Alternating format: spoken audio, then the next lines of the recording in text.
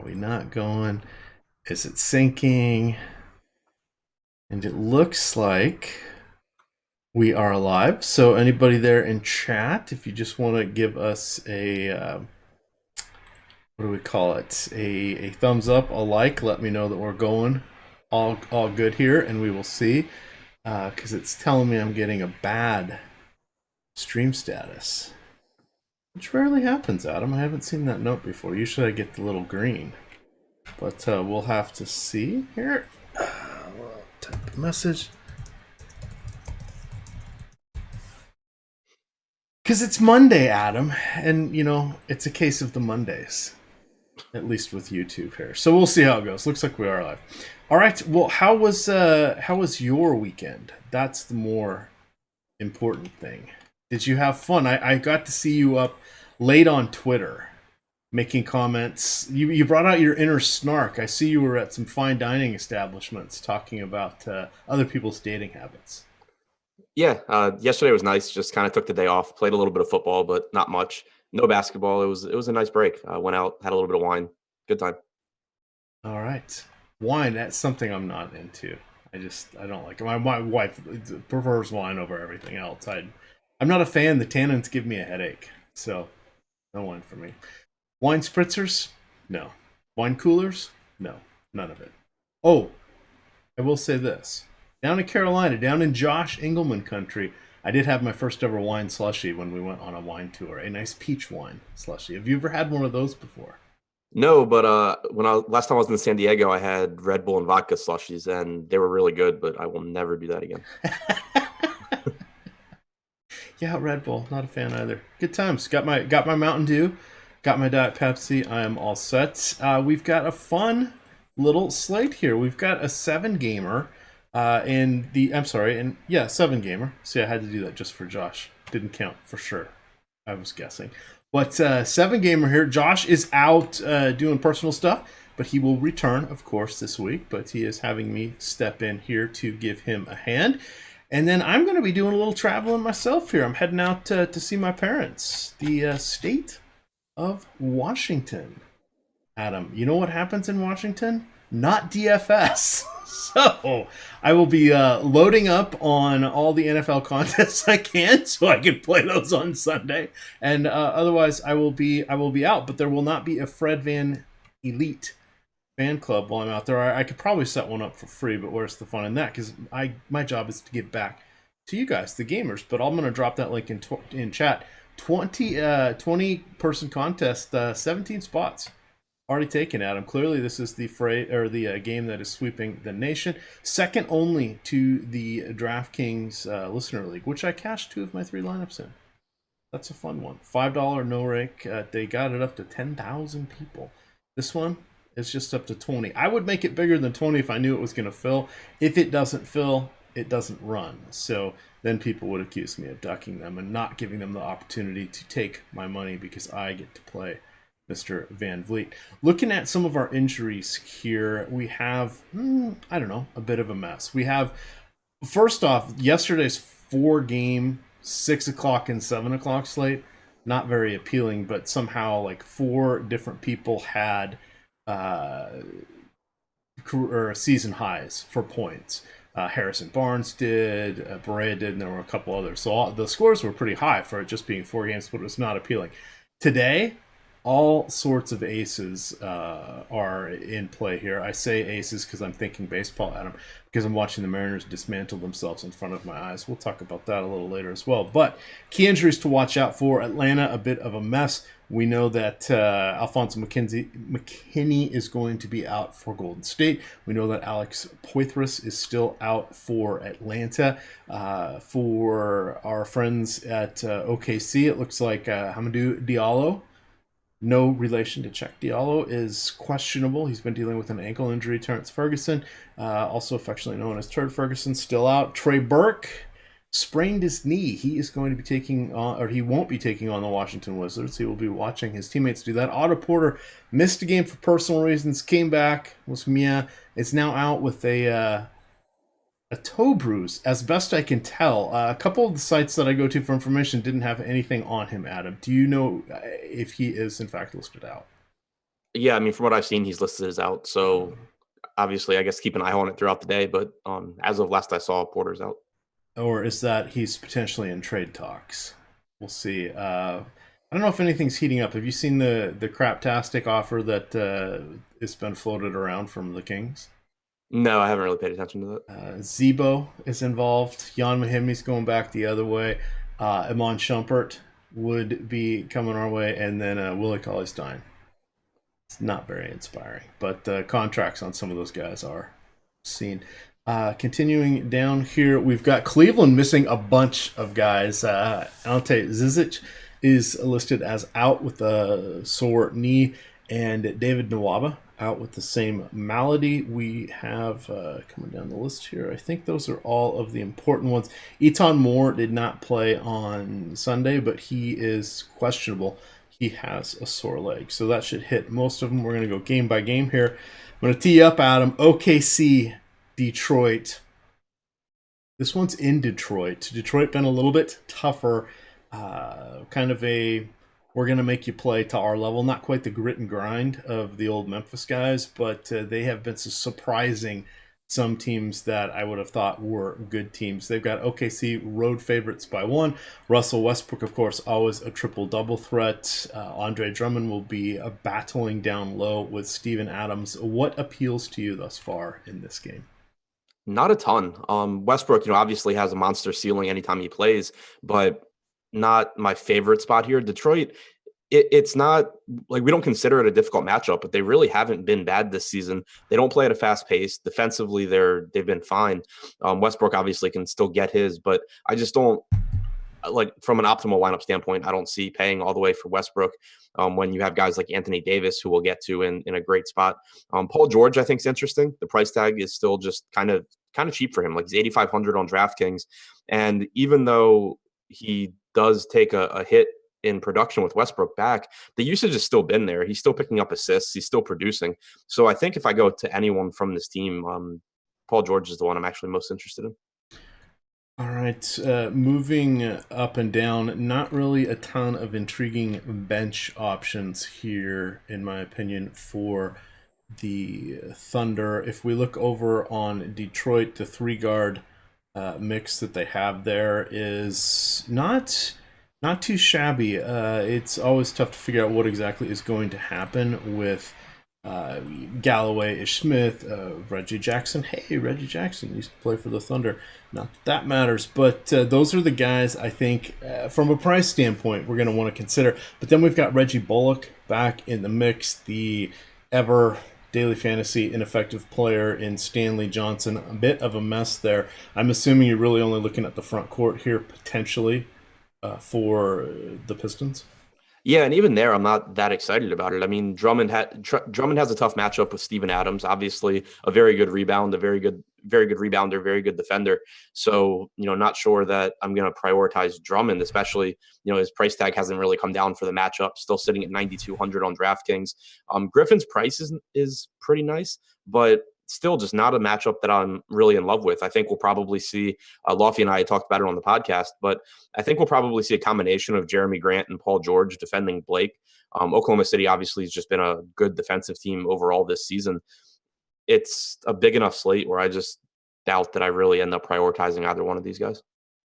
All right. From a pace perspective, OKC checks in as the number 7 team on the year. Detroit at 17. Both of them are kind of above average there if you look at it from a numbers or per game possession per game standing. That's really all of the exciting stuff here, which is not much. Anything else you want to talk about before we get to some other more intriguing options here? No, as of right now, this game kind of is just not that interesting to me. Here's one that ought to be. The Golden State Warriors at Atlanta. Golden State Warriors double-digit favorites on the road. We have a 233 over-under here. That is the second highest total on the slate, behind only the LA Clippers and New Orleans Pelicans. In this one, we do have Steph Curry back. We've got Kevin Durant as one of the most expensive options here on DraftKings.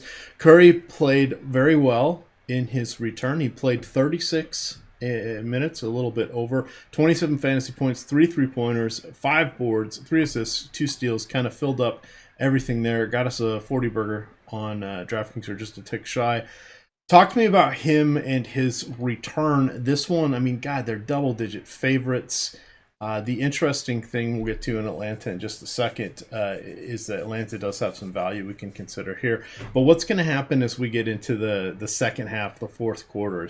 Are things just going to go sideways for the starters here for the Warriors from a fantasy perspective? I mean, that's just not really something that I bother trying to guess at. I either treat games like they're going to blow out and adjust projections accordingly, or I treat them like they're going to stay close and adjust projections accordingly. If we assume this game's going to stay competitive, into the fourth quarter, I think Curry's just still too cheap. We have, Durant's price tag is up as a result of Curry being out. Klay Thompson's price tag is up as a result of Curry being out, but Curry's price tag is still, very affordable. And it's a huge pace up spot. Golden State plays faster with Curry out there. Atlanta's been the fastest team in the league this year. And Curry, there was the news before last game about him potentially being limited minutes wise, but he went out and played about 37 minutes. So obviously that's not a thing. And we can expect, big minutes from him as long as Atlanta hangs around in this game. So I think that there is plenty of upside here for Curry in a really nice spot. Lofty and I talked about it too on the podcast, that it's a really appealing spot for Curry because of Durant and Thompson. Like they're wings that Atlanta's going to have to defend. And so that means that Bazemore and Prince are going to be occupied by those guys. And for at least some of the time, like Trae Young is going to be trying to slow down Steph Curry, and that is not going to go well. All right. That one is... I'm just picturing it in my mind. Poor rookie Trae Young going against Steph. I'm sure he's going to be pulling up, from 30 feet. He's going to have his little mouth guard hanging out of the side of his mouth. And is he going to take a left-handed three-pointer just to see if he can do it? Sort of feels like the game that we're going to get here. You know what is a good game, though, Adam? As we talk about this game, let's step aside and let's talk about the game that we have here for Awesemo.com. And this is the 24 days of giveaways. And what we've got here is throughout this week, now we're going to be doing this all the way up through December 24th, but for this week, if you make comments on any of our shows in the comment section, now for YouTube that won't be enabled until the show is over, but you can put those in there. We're going to look at them, and one lucky winner is going to get an NFL subscription each day. And wait for it, one lucky winner on the 24th is going to get one annual Awesemo subscription. So all you got to do is just put a comment in there, tell us a little story, tell us your favorite Christmas gift, tell us your favorite soda. I don't care what it is. Just make it fun, make it something. We'll come up in chat, come up with a topic for today, and we'll make that be the one. Favorite obscure NBA player name, something like that. And what we will do is we will collect all of those comments, and there will be a random drawing, and that person will win. You can also do this over on our iTunes show. 5-star rating and a comment will get you in the drawing, and we're going to give away one football package per day. And then at the 24th, we're going to take all the comments together. Again, not chat comments. These are comments on the videos, on the shows. And we're going to give away a full 1-year subscription to Awesemo.com.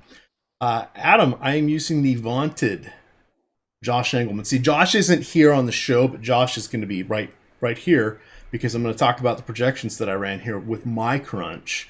And I've done both DraftKings and FanDuel, and we just have our ownership projection just came out as well. That's one of the great premium features we have here at Awesemo.com.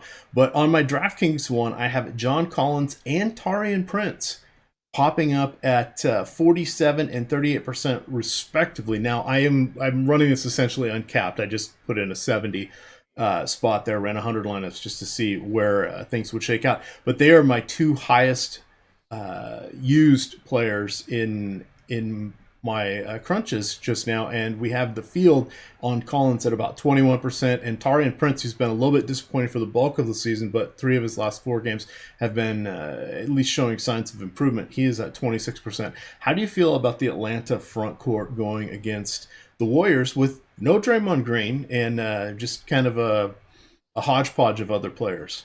I mean, John Collins is the one that really stands out for me. It sucks that on DraftKings he's back to being only a center, because obviously it's a deeper position on most slates than power forward is. But the price tag's really, really appealing there. He's 5,300. He should play around 32 minutes in this game, and I just think it's a really appealing matchup for Collins. So I like him a lot. On FanDuel, he's much more expensive, but he is a power forward, which is nice. So I think he's still a fine play there, just not as attractively priced as he is on DraftKings. For Torian Prince, I mean, the usage for him has been coming down. He was battling with Trae Young for the first month or so of the season for the highest usage rate on the team. But he's been down in like the upper teens, low 20s, and pretty much every game for a while now. So that's not great, but the price tag's dropped as well. The concern obviously being that Atlanta's rotation is pretty tough to trust, but we have seen, 32, 33 minutes pretty consistently lately for Prince.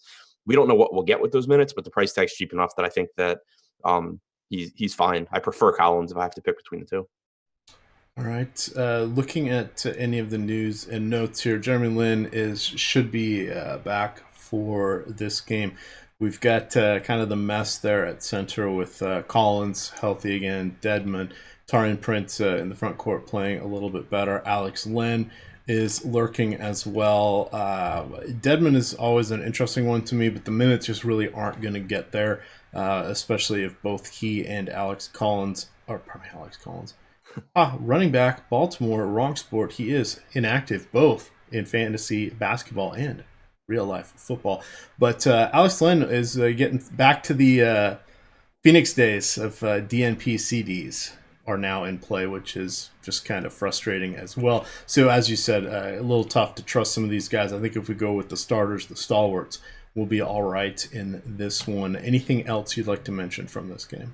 Trae Young in tournaments, I think the price tag's just too cheap for the upside he gives you. There's certainly a chance that this turns into a game where him and Steph are just chucking threes from half court, every time down, and that you kind of get them going back and forth. So I think that in tournaments as a correlation play, Trae Young's a strong play if you're playing Steph. And if you do play Trae Young, like if you play Steph or, you play Durant, you play Clay, I don't think you need to bring it back with anyone from Atlanta necessarily, just because there are so many different bodies on Atlanta that potentially could have good games. But if you roster Trae Young, who we know that his playing time is tied to his production, when he plays bad, he loses minutes. When he plays well, he plays more. If you get a ceiling game from Trae Young, it's more likely this game stays close, which means it's more likely that one of these Golden State guys has a really good game because they play their full minutes. So if Trae Young's in my tournament lineups, I do really like pairing him with Steph or one of the other primary Golden State scorers. All right. Chat here is asking about the centers for Golden State. It's a mess. I mean, you got Kevon Looney in there. You've got Jordan Bell in there. If they go small, Jerebko ends up being in the front court as well. There's nothing appealing to go there, even with Draymond out. They play by matchup. Coach Kerr just moves the pieces around as he sees fit. So there's really nobody I'd like to go there. Final thoughts on the Dubs front court, and we'll move on to the next one.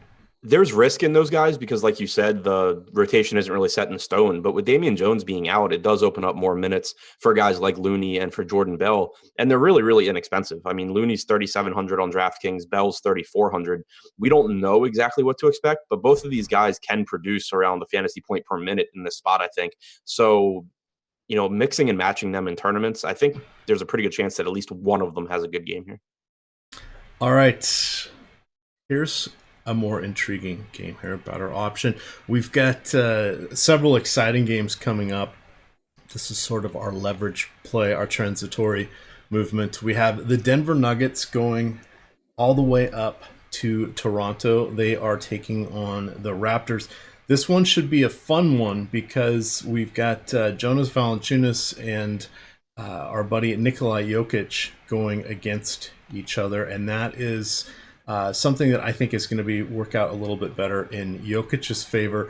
Price is down to $8,200 on DraftKings for Jokic. Let's start there. What are you considering here with regards to the Joker? He is a full tier in pricing down, particularly on DraftKings, away from those 5-figure guys and the guys in the 9,000s. That starts to be appealing. If you do some game log watching, you're gonna not be thrilled with it, but you have to remember this guy can pop off for 60, fantasy points at any given time. Let's start with the Joker. Yeah, I mean, obviously, I don't like the matchup for Denver going into Toronto here, but just can't ignore that price tag on Jokic. The minutes have kind of been down lately, but that's also been a function of playing on back-to-backs and combined with some games that blew out. So I still think, assuming this game's competitive, you can expect 32 to 34 minutes out of Jokic.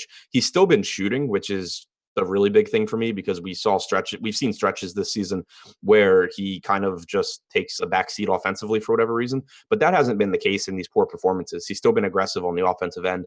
And as long as his price tag's dropping, I think going to him here it's nice because, we talk about it a lot.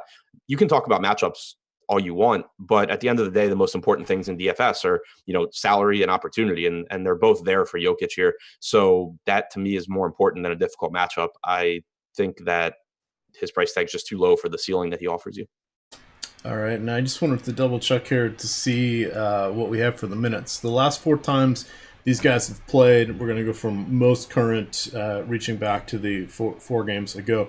We have Joe Val is playing 23, 14, 37, and 31 minutes, and then Jokic is playing 40, 31, 27, 22 minutes. So those things are kind of inverted. I want to point that out because a lot of times if you just say, oh, I'm going to call up these numbers, I'm going to see how the past performances happen with these particular players against each other. And you can do that more frequently with the centers because they'll probably be playing against each other occasionally with power forwards or other guys that kind of dominate the same position, are going to be guarding each other.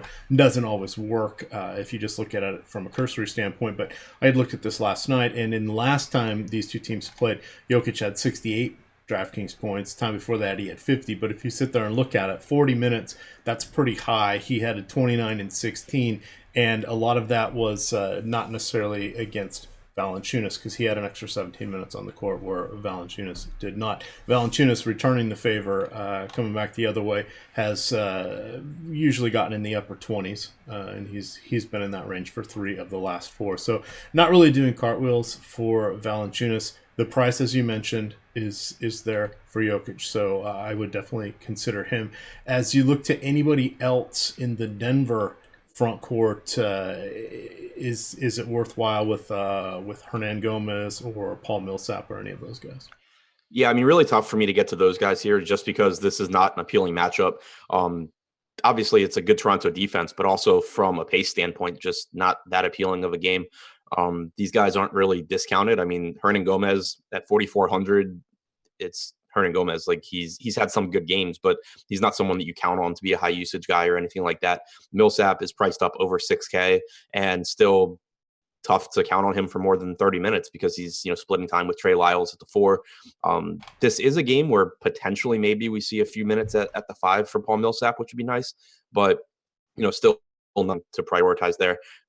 Mostly Jokic here. I think Gary Harris at 5,100 is worth taking a look at just because that's a really, really cheap price tag for a guy that's going to play 34 to 36 minutes. But Jokic, the one that I'm most interested in. All right. Harris was the next guy I did want to bring up. He'd missed a couple games there. He was back on, the 30th. That was Friday. So he has had 3 additional days off here. He put up 38 fantasy points, 27 real points, 3 rebounds, 3 assists, and a steal. That's relatively solid. We know his upside is kind of unlocked when he gets over 20 real NBA points. He's only done that 3 times thus far this season. So we've had him, I don't know if scuffling's the right word, but I certainly would have thought without Will Barton in the mix for this extended amount of time that we would have seen some really good Gary Harris games. Of course, things have changed a little bit with that rotation these days, and we have Monte Morris in the mix, along with Jamal Murray, and Murray oftentimes will look for his shot first, so that's not always good when you're playing on the court with him. Talk to me, let's start with Morris first. Very, very nicely discounted. He is in my placeholder lineup. He's 3,800 on DraftKings. I kind of like it. I'm eyeballing him for about 20 fantasy points, so that's not got me exactly doing cartwheels, but it's definitely hitting that initial 5-ish X that you kind of look to just for your baseline players if you're going to be making your dummy lineup. What do you got here from Morris, or is Murray the guy you like better? I'm not huge on either of them, but I'd rather go to Murray than Morris. All right. We'll see. There you go. Well, now you know who's in one of my placeholder lineups there for the Fred Van Elite Fan Club. There's 3 spots left. Let me drop that one in Slack so all you guys can jump in and enjoy. I believe I finished 20th in this after I cashed Adam, and then I turned around in the next game and I finished dead last. It's the best deal out there, man. I am the only one that has to play Fred VanVleet. You do not have to. There is your gift that is going to keep on giving. Transitioning over here to the Toronto side of things, we have at the top one Kawhi Leonard, who got a nice boost with Kyle Lowry, a late scratch in the last game.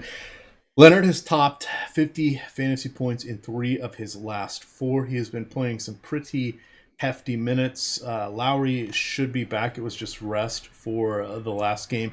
Which guy would you lean towards first from the 2 stars of the Raptors? If we assume that Lowry's in, the answer for me is Kawhi either way. Obviously, if Lowry sits, don't play Lowry. But even if Lowry's in, I think it's pretty clearly Kawhi here for me. Just because I don't like Lowry whenever Kawhi's playing. He's seen a huge drop in his production and his usage with Kawhi on the floor. Gets down to about an 18% usage rate when he plays alongside Kawhi. So it's just that he's priced for previous season's production from Kyle Lowry, or he's priced for Kawhi to be out. But so when Kawhi's in, he just ends up being overpriced, and it's not a super appealing matchup. Denver, not a fast-paced team. They have been pretty solid defensively. So probably if Lowry plays, I end up not going to either one of them. If Lowry's out, it's a boost for Kawhi. I'm just looking here. It was a back injury. I thought it was. It's always hard to tell because he usually ends up doing those random sits about 6 times a year or so, it feels, over the last couple of years. And we've had a coaching staff change there. It's no longer Dwayne Casey up there in Toronto. So do keep an eye on Lowry. You may want to let him go or not pick him up till the 3rd round, which means he's probably not going to be there if you're doing drafts. Reminder, those are a lot of fun. If you pick anybody that's questionable, you get late swap. If they're ruled out during the day, you will be able to pick somebody left over from the remainder of the player pool. I did about 25 of those this weekend, Adam. It was a lot of fun. I did one football one, totally forgot about it, and got a little notification that said, hey, congratulations, you won.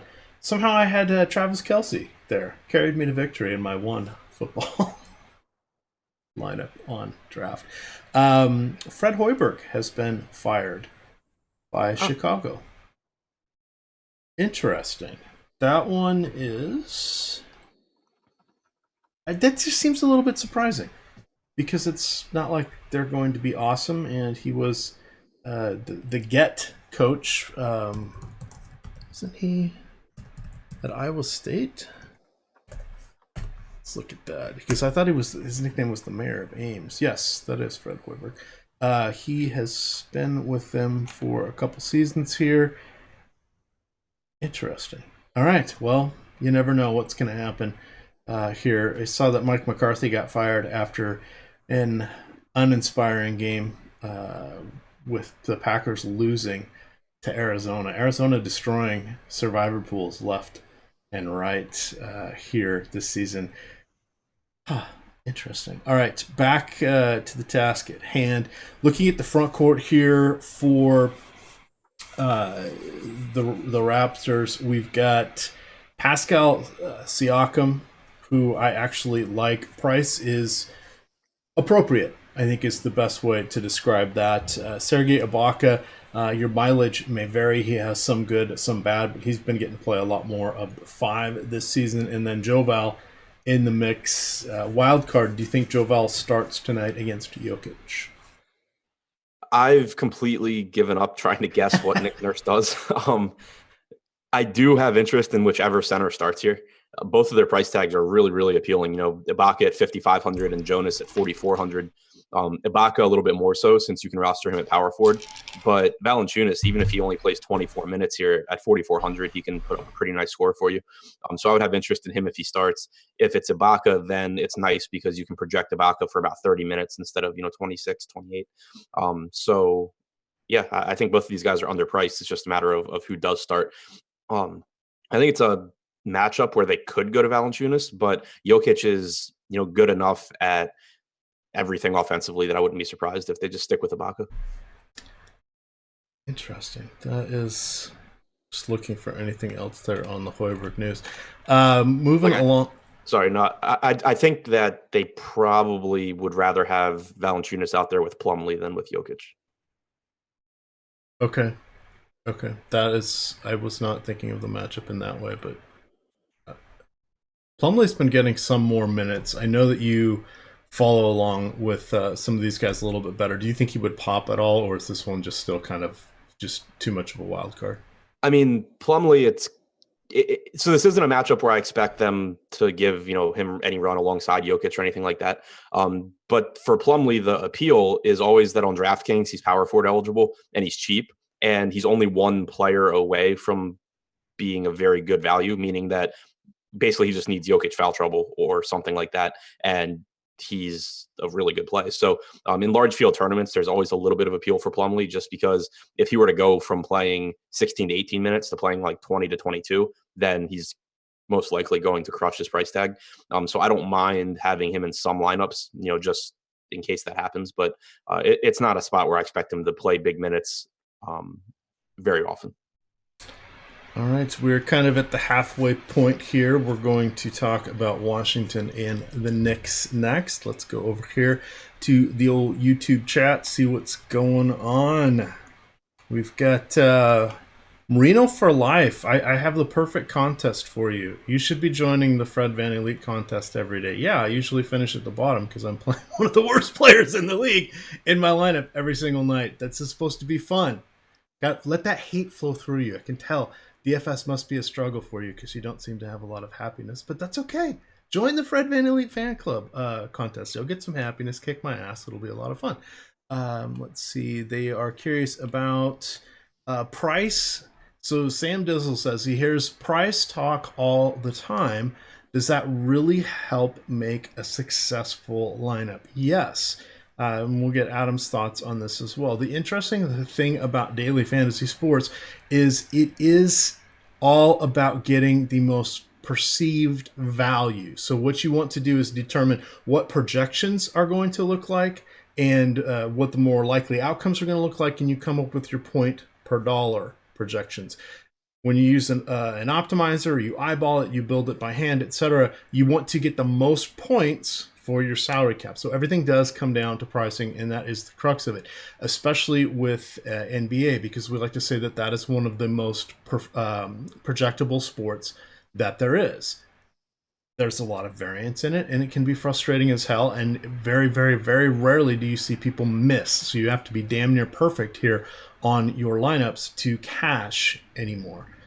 What does that have to do with anything? Contest selection. Pick some smaller field contests. We had Dave Hanna had a nice showing last night. He likes to play a lot of the quintuple ups. Hey, beat 17.8% of the field and you get 5x your money. Yeah, you don't have that massive upside, but you're also not beating 17% of the field and getting 1.5 of your money back. So this comes down to contest selection and then what you're doing with your pricing. Now, Adam, you make your lineups and your projections yourself. Obviously your lineups, but you do your projections yourself. What do you think is the most important key when trying to figure out your point per dollar aspect here in daily fantasy basketball? I mean, for basketball, it's minutes and opportunity. But as far as pricing, that to me, that's just the most important thing. Like, you can talk all you want about matchups and all of that, but just thinking about it from a broader view, every single player has a price point where you would want to roster them. I don't care who they're playing against. If you think it's an awful matchup, but their price tag dropped $2,000, you would probably be interested. So at the end of the day, that's really the most important thing for me. Like, you use your projections. Your projections include, they obviously, if your projections are good, incorporate the matchup, they incorporate pace, they incorporate all of that. So it really just comes down to projecting, is your guy projecting to outperform his price tag? And salary is just the most important thing. Right. So, like, for example, if you look at it tonight, Anthony Davis, Nice matchup. He's going against Clippers. Clippers are coming off a back-to-back here, as are the Pelicans. He's been playing a boatload of minutes. Boy, that must be a nice spot here. Who the hell's going to defend him? I don't know.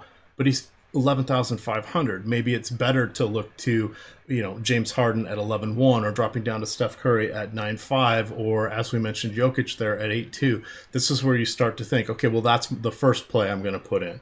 Okay, where's the next guys I'm going to go with? Well, though, I'm sure there'll be a couple cheap value guys that you can go to that can help round out your lineup, because invariably there will be someone out tonight that's sick, ill. We're going to talk about some good spots here in the Knicks and the Wizards game. So you probably look at a couple guys from that. Then you build your next little wave of your lineup. Well, now I've got a little bit more money. What do I want to do? Do I want to get 2 mid-tier guys, or do I want to go another good guy? Or am I going to roll the dice with somebody from the Golden State Warriors front court? I don't know. But this is what you start to do as you're building your lineups. If you're going to build a lot of lineups, it's a good idea to use one of the optimizers. There are some free ones out there. There's some pay ones. The one I like best is Fantasy Cruncher. I've been using it since I've been using it for 4 years now, so that's a lot of fun. It's great that we have a partnership with them, with Osmo, but if you don't have that particular one, there's 2 or 3 out there that are free right now that you can use. Your mileage may vary. I've tried all of them, and I like this one the best. It works for me, but there's a lot of ways out there that you can figure out how to build your lineups, get a strategy, and you want to be consistent. And that's one of the things that Adam and I tend to talk about with each other a lot off air. Are we being consistent? Are we being consistent in our volume? Are we being consistent in our game selection? Are we being consistent in our results? And that's one of the hardest things that you have, because I get a lot of time on my hands on the weekend. So what I do, play 5 or 6 times what I do during the weekdays. Well, if I have a really good night on the weekdays and I triple up my money and it's this much, well, that's not very fun. And then you get my ass kicked on the weekend and it's this much money. That's not very fun, either. So you want to look for some consistency here. Adam, you ready to get back in to the analysis? Your Washington Wizards will be taking on the New York Knicks up in Madison Square Garden. The Wizards are road favorites by 1.5 ticks there. It's a 227 over under. We know that Trey Burke is going to be out. We know that Washington does not rebound. We know that Washington does not take care of the ball. And we know that Washington does not give a damn. This all shapes up to say Emmanuel Mudiay is feeling like a core play at this point, because of the pace, the opportunity, and then because we don't know what the hell's going to happen with Frankie Ntilikina. What do you got here? Let's start off with the Knicks backcourt. Yeah, really good spot for the Knicks here. Obviously, Washington, a really fast-paced team. They don't rebound well. They don't play defense. They don't do a whole lot well.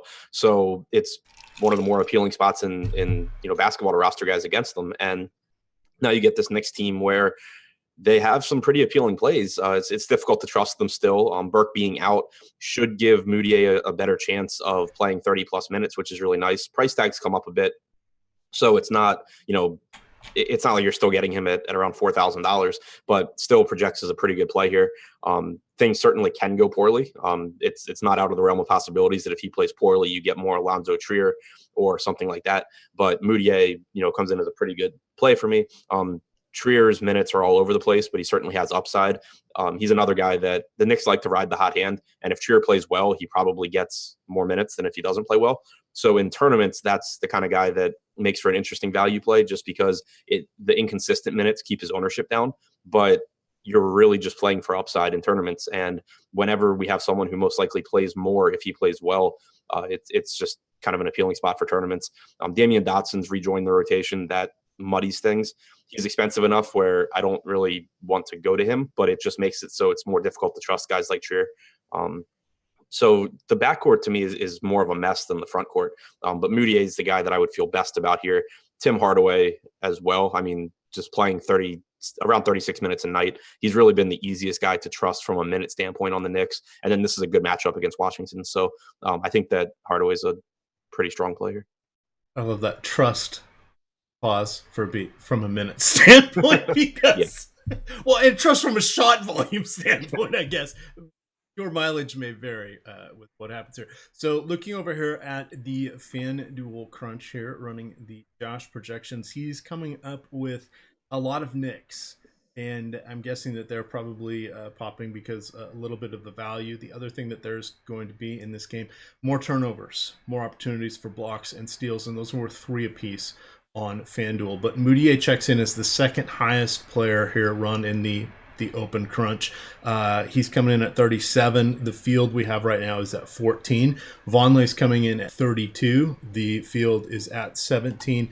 And Alonzo Trier, who did not really pop at all on DraftKings, is coming in at 25% here on this particular crunch, and he is 6% with the field. So all these guys are coming in at 3 or 4 times the field. Now, what will likely happen throughout the day is as more of the inputs are gathered into the Osmo projection, ownership projections, those numbers will probably start to go up a little bit for the Knicks, just because we're going to see a lot of people talking about them. We're going to have a little bit more clarity with what's going on with the minutes. We may get word about what's going to happen with the backcourt, etc. So I suspect those numbers may come up a little bit, but I think this is a really, really good spot. Talk about Enes Kanter. He is someone that can get an oodle and gobs worth of rebounds. He should be able to score with impunity going against whatever the Wizards are going to put out in their front court. Where does he rank amongst your centers today? Yeah, I really like Kanter here. Only played 26 or 27 minutes against the Bucks, but I think it's important to look at the lineup that the Bucks were closing with there. It's obviously easy to have a tendency to look and just say, Enes Kanter didn't close the game, but the Bucks had Giannis Antetokounmpo playing the 5. That's not a spot where Enes Kanter is going to be on the floor. The Wizards go small as well, but they go small with like Markieff Morris. So that's just a completely different animal. Kanter should be able to stay out there. Not to mention with Porter being out, there's a chance that we see Jan Mahinmi re-enter the rotation and the Wizards just play a little bit bigger with Keith sliding over to the 4 for some of his minutes. So I would expect Kanter to get more minutes here. Don't expect him to come off the floor from a matchup standpoint. And it's just a really, really appealing spot for an excellent rebounder in Kanter against a Washington team that's been one of the worst rebounding teams in the league. They don't shoot particularly well, so there's extra rebounds from that standpoint. They play fast. I think that Kanter just grades out as an absolutely phenomenal player. He is also one of the guys that is in my placeholder lineup. So I'm glad to hear that you have some nice thoughts towards him. Anything else here from the Knicks, or shall we look to the Wizards? Noah Vonleh also. 5,300 on DraftKings, power forward and center eligibility makes it easy to get him in lineups. And he continues to, when he's not in foul trouble, to play around 36 minutes a night. Same reasons to like him that I like Kanter.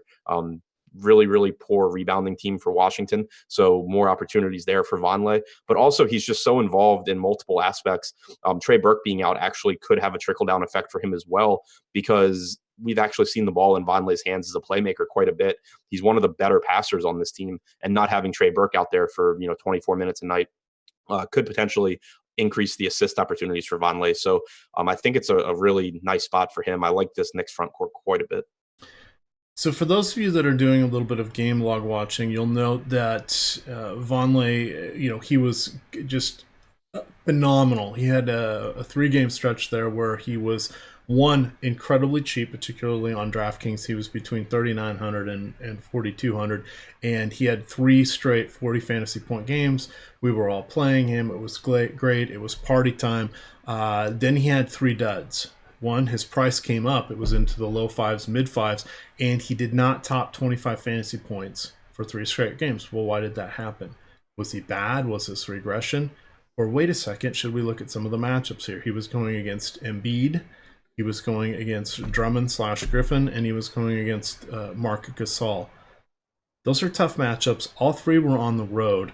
I'm willing to give a pass here to Vonleh because, as Adam mentioned, this one's going to be a little bit better suited for him.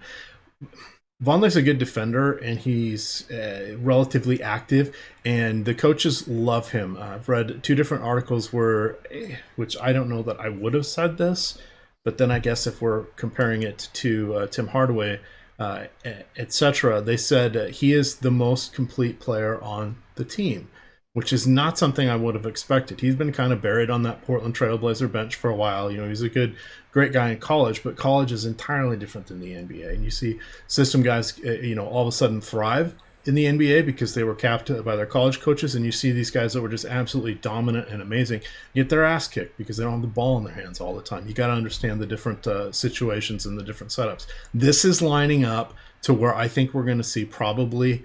I would be disappointed if Vonleh doesn't get 30 DraftKings points tonight at 5,300, and he's power forward and center eligible. He's someone I'm very, very, very interested in. And that is kind of a value play. He's not the obvious cheap guy, but he's probably way better off than Monte Morris and some of these other guys from a point per dollar perspective.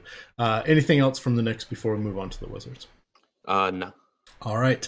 The Wizards, that means John Wall. That means Bradley Beal. That means no Otto Porter. We've got no Dwight Howard.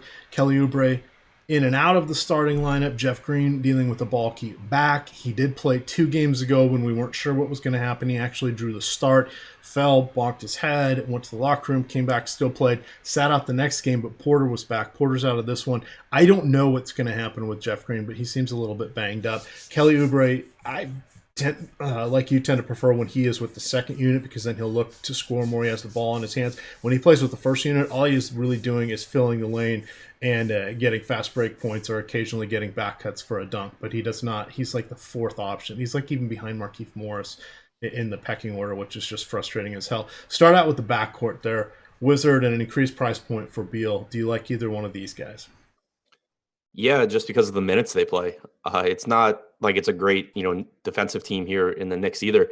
But in competitive games, Scott Brooks basically just has to ride Wall and Beal so much, and play them huge minutes. Beal is playing like 42 minutes a night in competitive games. He pretty frequently plays all 24 minutes of the second half when the game's competitive. In their most recent game against Brooklyn, he actually sat for 2 minutes and 40 seconds in the second half, but he also had sat for only 2 minutes in the first half. So you got, 42 and a half minutes in that game. Just the price tags come up, but from a minute standpoint, just really appealing for him. And then, John Wall playing huge minutes as well, played about 37 against the Nets, lost, about a minute to a blowout at the end of the game. So, I think projecting Wall for 38 is pretty reasonable if we're expecting this game to stay competitive. And it just makes both of these guys, decent options. They're not grading out as like my favorite plays on the slate, but I think that there's certainly some value here just in how many minutes these guys play. From the front court, and it's a heavy sigh, Adam, because I would like to take some of these guys. I think I'm going to land on Markieff Morris, which is never a good feeling. We do know that, it's almost better with Dwight Howard out, the string of not playing, barely playing, Ian Mahimni action just does so well for Markieff, but he is continually infuriating and frustrating. Is this we're not even going to use the word trust Markieff Morris, but how is he in your core plays? Is he a fringe guy, or is he going to be a major portion of your evening tonight? I think it's a kind of tough spot to analyze here because there's a couple ways this game could go, and we don't know what starting lineup Washington's going with. I will say that I like Morris more coming off the bench. If he starts at the 4, then I think that's actually a little bit of a downgrade because it means that he's playing less minutes at the 5, and that's really where we would like him. Also, assuming he comes off the bench, he plays the 5, he would be matching up at least for a lot of those minutes with Mitchell Robinson, who fouls like crazy, but is actually a very competent defender. So a tough matchup there. The price tag's still, reasonable on him. It has come up to almost $6,000. So not as great, not as great as, in some previous games lately. So more of a fringe guy, like secondary option, where if I get Morris in lineups, I'm perfectly fine with it, but he's not someone that I'm planning to prioritize. All right. Tomas Satoransky, you hate him. You're not a fan. If he's in the starting lineup, would you consider him? I'm a huge fan of Satoransky from a basketball standpoint, just not from a DFS standpoint. And him playing more minutes alongside John Wall and Bradley Beal doesn't do anything for his fantasy value. The minutes trend up if he starts, but you're talking about him just kind of hanging out in the corner a lot when he plays with this group. So I don't really have much interest in him, outside of value play. If you're playing a ton of lineups, you can have some, but more often than not, he's going to just give you empty minutes when he's playing alongside Wall and Beal. He is 3,800 on FanDuel, which is why I do bring that up. Remember, you do get to drop your lowest score there. We have him projected as the number 2 most popular play at the moment.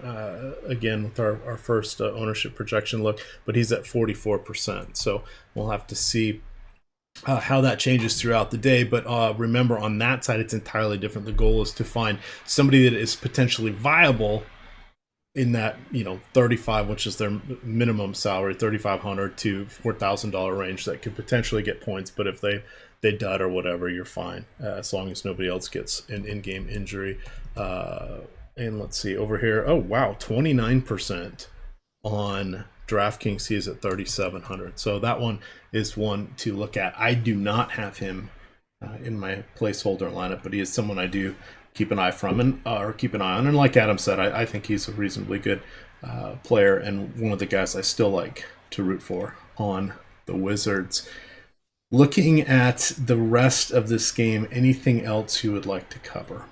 I have interest in whichever of Jeff Green or Kelly Oubre comes off the bench. I expect, and again, just kind of guessing at this point, but if we get a lineup of Wall, Beal, Satoransky, one of Green, Oubre, and then Bryant, I am pretty interested in whichever one comes off the bench, because Porter being out means that they both should play plenty of minutes. You probably get a few more for the starter, but both of these guys suffer when they play the bulk of their minutes alongside John Wall and Beal because they just get less usage. Whereas when they're playing with the second unit, and granted, they're normally out there with one of Wall or Beal just because of how many minutes those guys play, but they do get more time where they're not both on the floor and they're looked to create offense off the bench. So I think that whichever one's in the starting lineup is probably the higher owned, and they probably are actually really similar plays. So I'd rather take the one off the bench. All right, so just to clarify, because someone's not necessarily paying attention there in chat, but I am not surprised.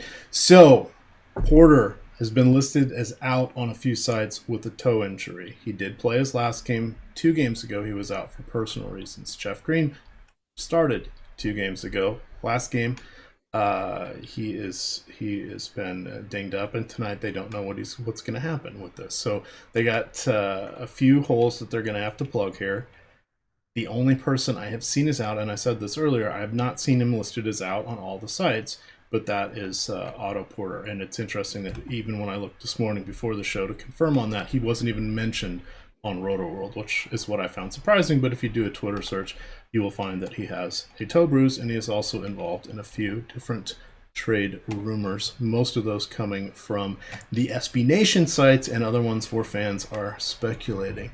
Let's see. Moving along to our next game. Adam, we've got Cleveland. We've got Brooklyn. We have a few guys out. Nwaba ruled out for knee soreness. Same thing for Zizic. That means that Larry Nance is becoming quite popular once again on our projections for the ownership. And I don't know what to do with him, because he is someone that it feels like we've been burned a few times. He's had some fantastic moments. He's still a point per minute dude. But if Nance is going to be starting again, how are you approaching this? Because we do like the matchup once again with front court players going against Brooklyn.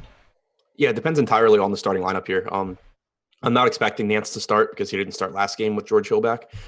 He came off the bench, played about 22 minutes, and so that pretty much takes all the appeal away from Nance. If he were to rejoin the starting lineup, then I would like him because, he would get, I'd project him for, 35, 36 minutes. And with Zizic being out, you would get backup center minutes as well, which is where he's most productive. But if Cleveland does what they did last game, then I have no interest in Nance. All right. Moving throughout the rest of the Cleveland lineup, we did have George Hill return from his shoulder injury. I believe he is that's still something they're keeping an eye on. Joe Harris, bit of a revenge game from the guy from Lake Chelan High School on the Brooklyn side. He missed the last game. From the Cleveland backcourt, which is where things kind of get a little bit interesting. We've got Colin Sexton checking in at 5,200 here on DraftKings. He has been I don't know, hit or miss, I think is a favorable thing to say, but he's also been taking a boatload of shots. Here's his shots over his last half a dozen games, and this is just massive volume when you consider his price point. Yeah, just 12 in his last one. Okay, that wasn't great. But 18, 20, 19, 21, 18, 17. That's some serious volume there. He's averaging about 35 to 37 minutes per game. That's a great court time. This is while he may not be the most efficient guy, he is out on the court for so darn long, he can pick up the counting stats. And for him, even though he's the point guard, he needs to be out there for freaking ever to get enough assists to make him a viable play. But at 5,200 in this particular matchup, I am intrigued, Adam, as an early placeholder guy. What are you looking at here with Sexton? Is there somebody else you prefer because George Hill's back, and that could really muddy the waters for the team? Yeah, I think there's several guys on Cleveland here that are really similar to me in that they're not going to get anywhere close to, an optimal lineup or a cash lineup for me, but that there is some upside at their price points. Colin Sexton's certainly one of them. Chetty Osman, Rodney Hood, who played 41 minutes last game, Jordan Clarkson, who played almost 30. These guys certainly all could have good games here. There's a path for it, but they're just not guys that from a median projection standpoint really stand out to me. The only guy from Cleveland that I am really, really interested in any format is Tristan Thompson. I think it's just an absolutely phenomenal spot for him. He's playing really, really, really well, rebounding well, playing 36 to 38 minutes. Ante Zizic being out certainly doesn't hurt. And Brooklyn, just an absolutely awful rebounding team. They don't play at a fast pace. They're in the bottom 10 in pace, but they still are one of the leaders in rebounds allowed to opponents this year. Thompson should have a monster game here. And Jared Allen is a quality defender. He's long. He can make life difficult. But Thompson's not the kind of offensive player that really concerns me, because a lot of his offense is just coming off of grabbing rebounds and putting it back in the basket. And Allen can't really do anything to defend that. So I think it's just an absolutely perfect spot for Thompson. Pairing him with Enes Kanter on DraftKings, where you can roster two centers, I think gives you a ton of upside for very, very reasonable price points. So yeah, I really, really like Thompson here. That's a nice call out. I'm just looking again at his box score, and he's one of the guys that we talked about on our last show as well, that we both thought was great, and he ended up with an 18-19 game. It's pretty amazing. He has double doubles in 1, 2, 3, 4, 5, 6 of his last 7. Reminder, you get a bonus on that of 1.5 points on DraftKings, and it's amazing how much a bucket, 1.5 points, whatever it is, can move you up and down in these tightly packed large field tournaments where the scores are just all mega adjacent to each other. In baseball, it's crazy. You need a home run to really move you. But if you're down at the end of the night and you've got guys in that final rotation of the last game, like if you were watching the Pacers and Kings game on Saturday night, if you had guys going in that game, as soon as they made a bucket, you would move up like 100 spots in the tournaments you were in because everybody else was done. And that's just how close people are at the end of the night in the projection. So it's kind of wild when you look at these things. Also means it's pretty tough out there. So don't forget, contest selection is important. Moving over here to the Brooklyn side, Adam. Well, wait, Chetty Osman. Any thoughts on Osman? Really just similar to Sexton and Hood, where he plays enough minutes and is cheap enough that he certainly can have a good game here. He's just not someone that, projects to be a great play on the slate. So if I get him in some tournament lineups, that's fine, but he's not someone that I plan on prioritizing. One thing I did also want to point out with Thompson, though, is his FanDuel price tag is just really, really appealing. We've seen pretty much all season long, and it's the case today as well, that center pricing on DraftKings is softer than on FanDuel.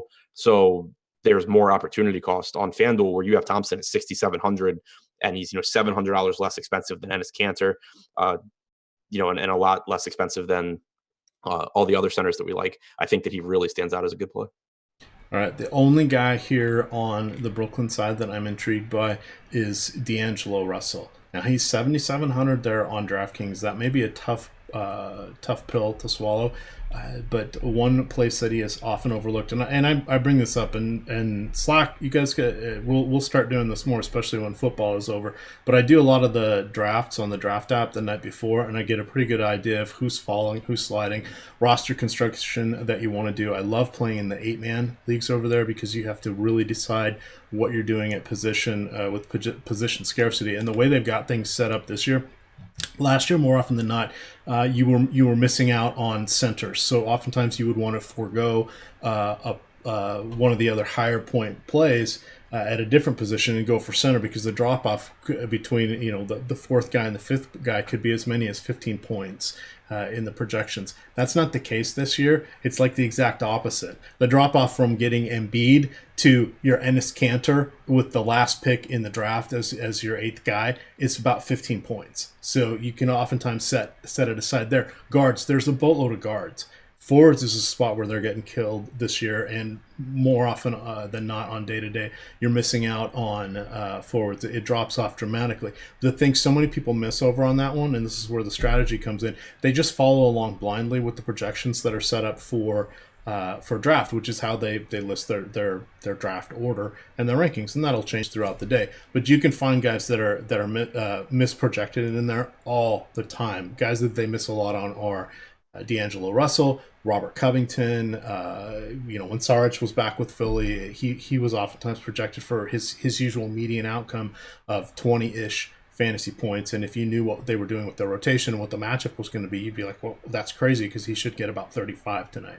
So just a reminder that that's something where you can take advantage of your knowledge if you can think quickly on your feet, and if you understand the value of difference between your replacement, meaning your last guy at a position, and the guys you can pick, because you will think it's a funky lineup construction, and you actually can set up something that's going to be a really good chance and likely to win the tournament. The other last thing I want to impart for the wisdom there, it's also set up there, I think, psychologically, that once you're done making your picks, everybody has about the same projected points.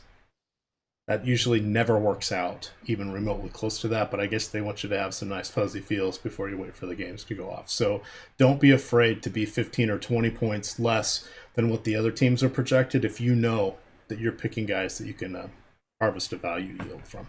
All right, Adam, needed to give you a little bit of a breather there since you're doing the heavy lifting and chatting here. With the analysis, I'm just telling them how to play, how to have fun. If you're not having fun with daily fantasy sports, you are definitely doing it wrong. Brooklyn, back to Brooklyn. D'Angelo Russell's probably the only player that's going to grace my lineups, and it would not surprise me if he gets booted out of my DraftKings player pool. I may have to actually actively goose his production just a little bit to get about 10% of him. What do you like here from the Brooklyn Nets? I mean, obviously, plenty of upside for Russell. Joe Harris questionable for this game. If he's out, I would expect that Spencer Dinwiddie starts again. It's tough with Brooklyn because in the 2 games that Harris was out, we saw 2 completely different rotations from Kenny Atkinson. In the first game against Memphis, Spencer Dinwiddie's minutes were staggered with D'Angelo Russell, which gives him more value. Obviously, the more time he's playing without Russell, the more the ball's in his hands, the more that he's shooting and everything. So if that's the case, then he becomes a really good play. If he's playing all of his minutes alongside Russell, or most of his minutes alongside Russell, then he's a little bit less appealing, but the minutes should still be there. So I'm really interested in the backcourt here. Russell, obviously, tons of usage, over a 30% usage rate without Karis LeVert this season, has the ball in his hands a ton, picks up assists, capable of, dropping 50 fantasy points at a mid-range price tag, which is really nice. So yeah, those 2 guys, most appealing for me. If Harris is out, I think that DeMarre Carroll, especially on FanDuel, where you can drop him if he has a bad game, is pretty appealing. Should probably play 26 to 28 minutes. Perfectly fine value option. So mostly the backcourt, though, with Russell and Dinwiddie. Yeah, DeMarre Carroll is the guy that kind of infuriated me a little bit because I forgot to cap him doing the Fantasy Cruncher. So here's one great thing I think a lot of people don't realize on Fantasy Cruncher, and this is included in the Osmo add-on subscription. You can now add columns for whatever you want to upload the information. So what I like to do is I like to upload the Osmo projection, ownership projections, so I can look at them, and sometimes I'll upload one or two other point projection sites, so I can kind of compare everything together and see what I'm doing, and look to see where things are amiss. Well, it was down to the wire there, so I just uploaded the Osmo ownership projections as what I was going to use. And I meant to go through and knock down a few players, but I did not knock down DeMar Carroll. And this was coming off the double overtime in the back-to-back game against the Wizards, Adam.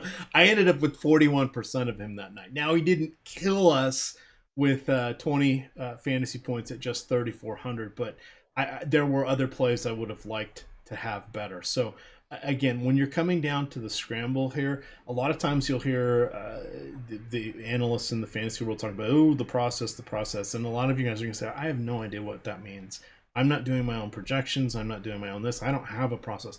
Process means how quickly are you able to get done what you need to get done and get your lineups in. A lot of times, if you're goofing around and screwing around, you don't want to be running 150 lineups. You don't want to export... Adam, oftentimes you get export issues if you're like, oh, I got all this ready, and then you go to submit, and then you're sitting down there half hour into the game, you're like, wait a second, I had this guy at 30% earlier in the day, and I've got literally none of him in any of my lineups. How did that happen? That's your process. What are your safety checks? What are your guidelines that's going to keep you from doing foolish things like getting 41% of DeMar Carroll, who's perpetually injured, and was coming off a double overtime game? Those are what people mean by process. Any hints, tips, or tricks? Because you like to remind yourself, about once every 2 weeks, that perhaps you need to be a little more diligent, because you always say, oh my God, I can't believe I lost such and such player with the late breaking news. And this is something that's weird for basketball, is if you're not paying attention and you're just pushing the button and crunching and you don't have your parameters in place, you lose guys all the time, Adam. Yeah, I've been working to automate that process more, and in Excel, just to get it so my exposures are kind of automatic, and it's not something that I have to be playing around or paying too much attention to around lock, just to make it easier and make that less likely to happen. But just certainly double checking and making sure that the guys that you liked are actually in your lineups before you upload them is good. Right. Fourth time we're going to wrap up Brooklyn. Anything you like from the Nets? Jared Allen, I think the matchup's a little tougher than I'd want to have against Tristan Thompson, who's not going to make his life easy. No, I'm done with Brooklyn. All right. Here's a fun one. We've got the Clips. We've got New Orleans. A couple teams coming in here on back-to-backs. The highest scoring game of the night. We've got the Clippers heading into the Big Easy. New Orleans is 2-point home favorites in the Smoothie King Center. And we've got a 237 over-under, which is quite robust. That is going to put Anthony Davis very squarely in play as one of the best raw point plays. He is very pricey. He is $11,500 on DraftKings. We've got three guys that are up in that range. You're really only going to be able to play one of them. For me, I do like this matchup for Davis. We have Jrue Holiday, which is interesting to see what's happening, because we have Tim Frazier, who is back in the mix here at point guard. The frustrating thing with Frazier is, while he's perfectly adequate point guard, and he's bounced around him. This is his second or third tour with New Orleans. He's been on a few other teams. He doesn't ever shoot. So as he is now 4,700, it's a little harder to stomach having him on our rosters here on DraftKings, because he doesn't score. He gets assists, which he's going to steal from Jrue and from the other guys. There's a chance Eton Moore is out. Let's assume everybody's healthy. Moore plays, Frazier plays. What does this do with the starters for you for the Magic? Does this, or the Pelicans? Does this just push you to their front court? Yeah, I mean, I still think Jrue Holiday is fine. Like, he's still getting, he's still been picking up around 8 assists since Frazier joined the starting lineup. And I think he actually prefers playing off ball, which is part of the reason that Frazier's in there. Still plays, big minutes. I still think he's a good play in a game with, that should be really fast paced and very appealing from a fantasy standpoint. So I still like him, but Anthony Davis, I just absolutely love here. Did play 37 minutes last night, which isn't ideal, but that's really the only negative thing that I have to say about Davis. This spot against the Clippers is a spot that I've been looking to exploit with offensive-minded centers all season long, and it's just a matchup nightmare here. You have Marcin Gortat, who isn't going to make any impact on Anthony Davis. Boban's too slow to defend Davis, and Montrezl Harrell is an undersized small ball center who is not going to slow down Anthony Davis. So there's just nothing here from the Clippers that I expect to be able to match up with Davis or slow him down at all. The minutes, obviously playing huge minutes in competitive games, 38 to 40 minutes. Assuming this one stays competitive, he's just my favorite of the expensive guys on this slate by a pretty wide margin. All right. Mirotic, 7,200. Not necessarily as intriguing on this one. He and Randall I was mentioning draft, he and Randall are guys that are perpetually overlooked. It's raw points there. While I don't really want to pay 7,200 for Mirotic, I'm happy having him as my forward 1 or my forward 2 starting in the third round of the 8-man drafts there, because the raw points, he's going to get you 30, 35, which is perfectly fine in that situation. It's not perfectly fine when you're paying 72,000 or sometimes closer to 8,000. Looking over to the Clippers, we've got Tobias Harris at 8,100. We have Montrezl Harrell, who is coming off an amazing 11 for 15 shooting performance. He's at 7,600. And then we have Danilo Gallinari at 6,600. These are the DraftKings prices. Even though I would prefer Harrell or Harris, I think I'm going to be playing Gallinari because just the discount is getting up there at about 15 to 19% off the other two guys. Yeah, I mean, I don't love any of these guys just because they're all priced they're all priced correctly. I don't think that they're bad plays. I don't think it's a bad matchup. Obviously, a really appealing game from a pace standpoint, and the Pelicans do struggle defensively. So I like Gallinari. I like Harris. It's just kind of difficult to prioritize them compared to some other guys that'll be priced near them. It's just a situation where if I get these guys in lineups, that's perfectly fine because I love this game and I do think it's a good matchup for them. It's just they're not, really jumping off the page for me. I will throw out Lou Williams as someone who the minutes are volatile. We don't really know how many he's going to play, but if he plays well, I think there's a path for him to play, 26 to 28 minutes. We saw 26 last night against the Mavs. He closed that game, and he's only 4,900 on DraftKings. This is a guy with around a 30% usage rate that his entire job is to go out there, be the scorer for the second unit, and in competitive games, be an offensive force down the stretch. So the upside's there for him when he's on the floor. I think the price tag is a little bit cheaper than it should be. All right, favorable points across the board. Anybody else here for the also-rans? Shai Gilgeous-Alexander at 5,500. I think it's a solid, though not spectacular play there. The rookie point guard has been doing quite well. Dudded yesterday against Dallas with just 8 real points and no assists, Adam. That's not good when you have your starting point guard get no assists. But he was coming off back-to-back 30 fantasy point performances. He is someone to definitely keep an eye on. I would like him. I think he's appropriately priced. I would prefer to get him in the upper 4s, but we'll have to take what we've got today. Do you like him or anybody else as the secondary or tertiary options here? Yeah, I just think the pricing in general on this team's pretty good, like pretty much correct. Until someone gets hurt. Then, Adam, all hell breaks loose. Speaking of all hell breaking loose, that's kind of like when Karl Anthony Towns goes against Clint Capella. The last 4, I looked it up last night, I think it was 4 or 6 times that Karl Anthony Towns was played against Clint Capella. He's averaging 1.4 fantasy points per minute. That feels like a pretty good average there, Adam.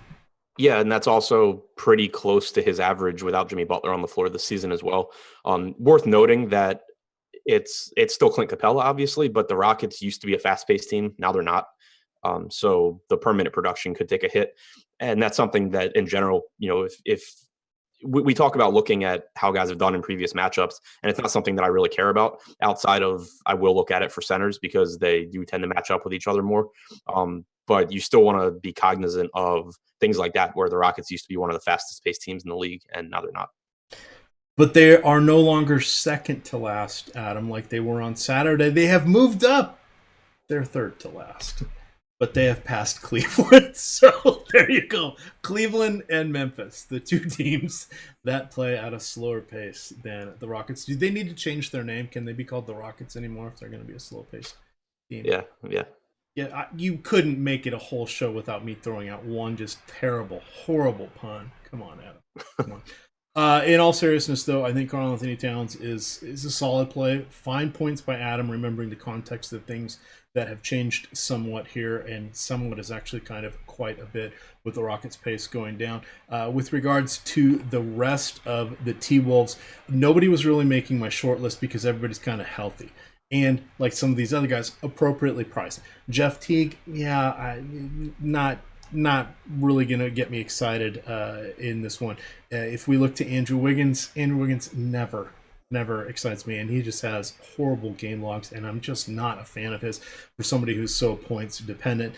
Derrick Rose kind of cheats and takes shot opportunities away from Wiggins, and then mucks things up a little bit with Teague when all of those guys are healthy. So no real excitement's there. So for me, it looks like it's going to be Karl Anthony Towns, and that's it from the T-Wolves. Do you like any of the backcourt or any of the reserve frontcourt players?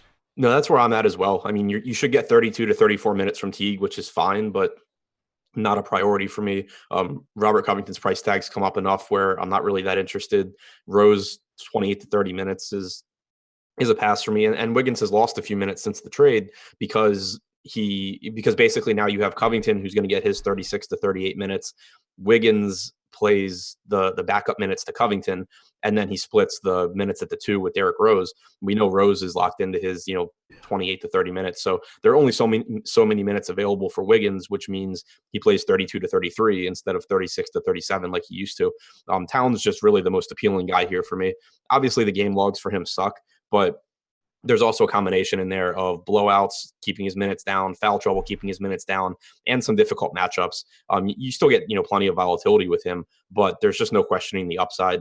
Has a 27% usage rate since the trade, up in that range overall this season without Jimmy Butler on the floor as well, averaging 1.25 fantasy points per minute since the trade. So just a really nice spot, I think, for Towns. Looking at Houston, again, they're Harden and Capella are priced up for recent past performance, and a lot of that is without Chris Paul on the court. Capella's been just taking everything to the next level this year, and he has been great. But if this feels like a game where he may have to focus a little bit more on defense than expending energy on offense. Harden at 11,000. I think I definitely would prefer Anthony Davis at this $11,000 price point. The only person that could get me to play James Harden today would be Chris Paul not playing, and we don't think that is in the cards. On the flip side, Adam, though, Chris Paul at 8,000 should be in the mix for something between 37 and 43 fantasy points if we look at the DraftKings scoring. Is that someone that you would consider on this evening's slate? I think it's okay. I mean, it's a perfectly fine matchup for him. He should play around 34 minutes as long as the game's competitive. But both of these guys, I just prefer them when the other one's out because you don't get a ton of usage for Paul when he's alongside Harden. The assist percentage for both guys comes down when they share the floor. So, Paul just, I think, is pretty correctly priced for James Harden being healthy right now.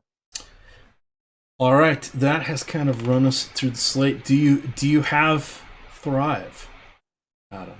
Yes. Okay, let's talk a little bit of Thrive. They are the sponsor of the show here, or one of our active sponsors. We're going to talk about their scoring. Now, I'm in Virginia, so Virginia, while daily fantasy sports is legal, you have to pay a one-time $50,000 initiation fee isn't exactly the right word, but you've got to pay a one-time fee, and some of the smaller sites haven't paid it. So I do not have access to Thrive.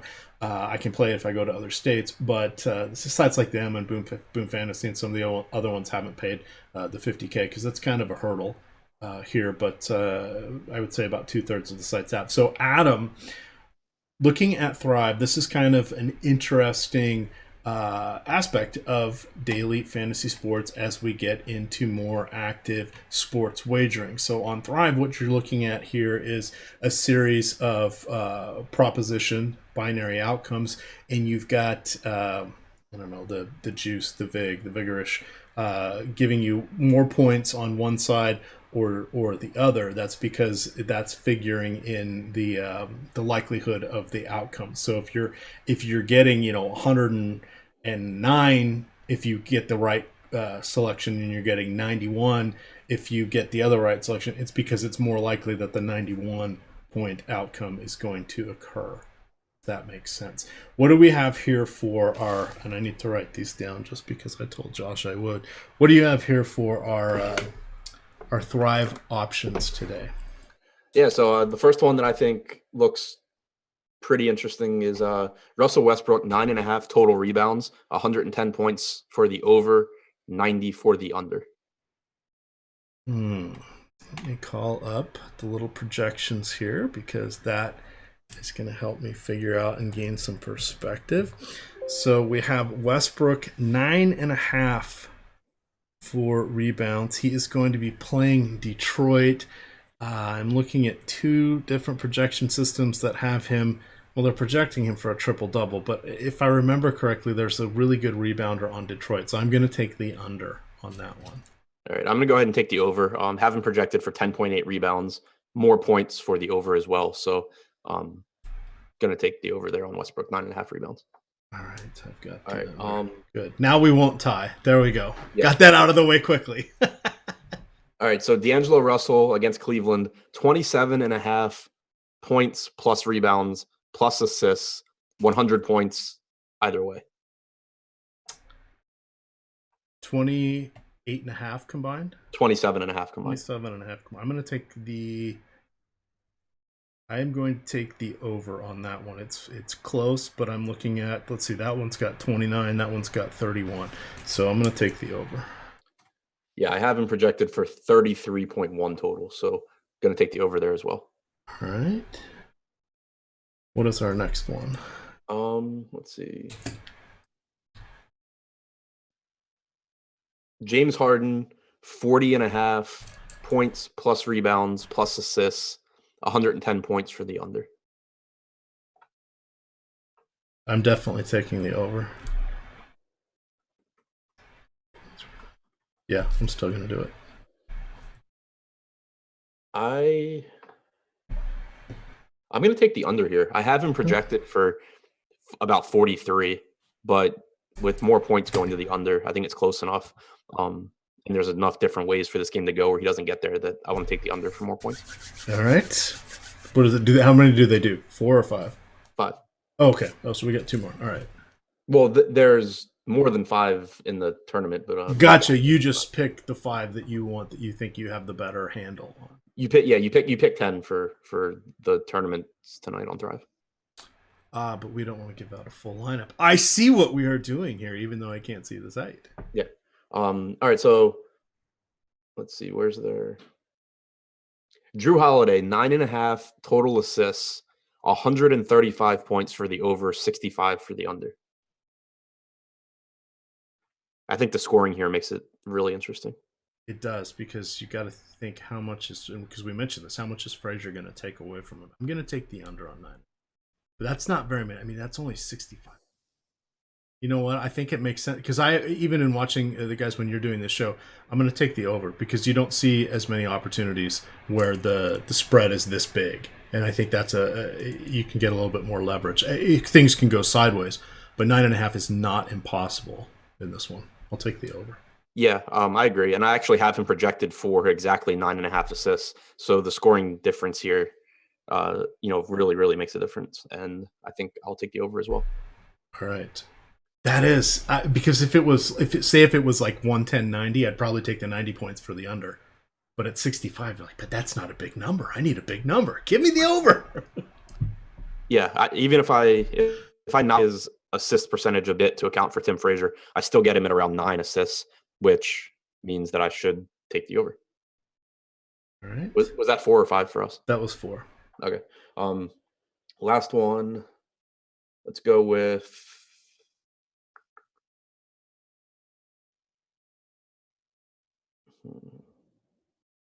No. Noah Vonleh, 9.5 total rebounds. Over is 115. Under is 85. I'm going to take the over. Yeah, I'm taking the over too. I don't know what I have him projected for, but I hope it's up around there. Washington's just such a bad rebounding team that, yeah, and I actually have him projected for 11 rebounds here. Yeah, and I would say, again, we pointed out that the last 3 games he had against pretty tough centers, so and they were all on the road. So anybody that's game log watching is probably going to say, oh, Vonleh was just a flash in the pan, and he's not going to be there for us, so we're going to take the under. I would look at the over here. Let's look at chat here. Willie Hoops, good question. Why do we not have a show that gives us a core group of 3 or 4 players that are locked in? And that would make a quicker show and a faster show. Well, this is called the NBA DFS strategy show. And so what we're doing is, yeah, these are long. These tend to be a little bit meandering. But we're looking at a bunch of different things. We're kind of giving everybody a window and an insight onto how we look at different situations, and just one perspective on how we are doing our research, how we are taking news into account, and we don't have the time crunch pressure from, live before lock, and contests are going to be starting soon, and we're getting just this massive influx of news, particularly with the NBA. For the NBA, there's 2 different things you do. You build your teams throughout the day, you get them all set up, and then you redo all of them about 30 minutes before lock because all of this news comes out. But what we're doing is giving you the opportunity to hear why we like certain players in certain situations, because those situations will come up time and time again. If you get that situation when someone's missing from their team or someone's hurt on the other team, then you remember, hey, they're good in this situation. They might be really good or really bad with these new variables involved in the mix. And that's something that you want to be able to have in your back pocket. These shows are great for that. Baseball doesn't have a lot of wild changes. So baseball, you can tend to have a nice little show in the morning. You can do a show, and you don't even have to be on air up until lock, because nothing changes for baseball for the most part. Basketball, entirely different animal. Football, very similar to baseball. Once you get the actives and inactives, you get the occasional surprise, but not necessarily. But this one is a good one where you can kind of see how we're doing it. I think it's better when you get 2 competing points of views on these shows, because you can see how 2 reasonable people can look at the same set of parameters and inputs and come up with something different. Is it their biases? Is it their, are they not looking at the exact same thing? Do they weight things differently? Is one a cash game player versus a tournament player, etc.? Are you shooting for the moon? Are you happy for a min cash? These are all the different things that get to be put out here on our DFS strategy shows. Plus, you get to see Adam in the morning, and that's always fun. But no, I mean, in general with basketball, and you touched on it, if someone's telling you at 11 in the morning, like 3 or 4 guys that you should be locking into your lineup, you probably should stop listening to that person. Yeah, absolutely. Baseball, big difference. Football, big difference. This, not so much. Baseball does change a little because you have more time to dig throughout the day looking at how are these teams approaching defenses with the shift. You can get really into pitch type. You can kind of figure out, I think this is how the lineup's going to set up. And you're basically just working everything off the pitcher. And then that, in turn, gives you answers about the hitters. But NBA, it's all about the news up in that last little bit of time. But fortunately, you get, Eddie live before lock almost every day, and you get him with Spags or with Josh Engelman, which is a fantastic show. And then you get Adam and Lofty breaking everything down the hour before that. They've got all the news that's coming out after shoot around when we know someone's going to be likely in or out. I mean, tonight we're waiting on, nothing overly exciting, but Eton Moore is going to, influence what we're looking at if he's in. Well, it probably makes Frazier not as good of a player. It makes, Drew Holiday maybe not as good. Randomly, maybe Otto Porter's bruised toe isn't an issue, and he is in. Okay, well, that's going to muck up Jeff Green. It's going to muck up Kelly Oubre, et cetera, et cetera. Maybe the Wizards get a wild hair and they decide they're going to start Jan Mahimny, or Bryant's going to get announced that he gets more minutes against this particular lineup because they want to get him out there. That's going to affect a bunch of other stuff. So the more news you have, the closer you get to lock, the different way things will break and be analyzed. But as we're going to get on out of here, I want to remind everybody of the 24 days of giveaways. As soon as we end this show, you will see the comment section pop up here. Now, this is not the chat. This is that you can comment on the shows. Leave a comment Say what you think is your best play tonight. And what we'll do is we will look at, in honor of this, give your best core 3 plays in the comments, and we will do a drawing later for everybody that made a comment, and you'll get a chance to win remainder of the season free NFL package from Osmo. Now, what we are also doing at the end of the 24 days of giveaways on December 24th, we're taking all those comments, and one person's going to win a full 1-year subscription to Osmo.com. It's a pretty good deal. So give that a try. Reminder to give us a like here. You'll be getting your buddy Josh will be back. We have to let him have a day off every now and then, but he will be back soon enough. Throw us a like button here, or smash that like, I guess is what Josh wants us to say, or what he says. So we'll follow his lead since it's his show. Smash that like button. It makes our picks better, is what Spag says. So there you go. But reminder, as soon as we end this, go into the comments on the YouTube show and leave a comment. Put your favorite 3 plays of the night. We'll do a drawing and get you a free subscription for an NFL package for the rest of the year. You can do the same thing over on iTunes for any of the shows that are there. With that, thank you, Adam, for letting me come crash the Monday show. It's been a lot of fun. I will be out there in state of Washington tomorrow, so I'm loading up on my NBA or my NFL games. I won't be able to play NBA for a few days, but I will be following along from afar, because you know what's great out there? The games actually start at 4 o'clock, Adam. You can have a life after DFS. It's nice. Exactly. With that, gamers, good luck.